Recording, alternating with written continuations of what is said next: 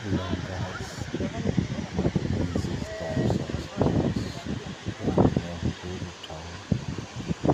This falls not even kilometers away and is a good tourist attraction for both local and international tourists. It is a good place to visit because it displays the nature and the nature lovers.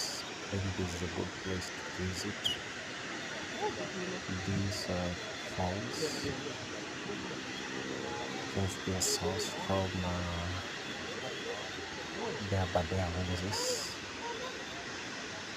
actually in Nyandarua County, and flows through like Oipolo State down to Ewasadiro.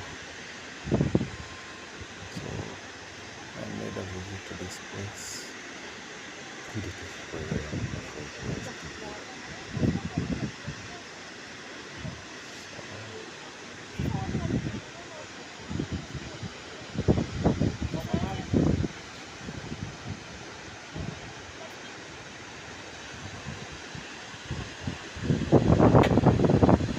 This place is so cool. There you can see those are the restaurants, hotel, lounge. Can't remember the name so far where it's coming from. But I have a place started for you to see. Next time.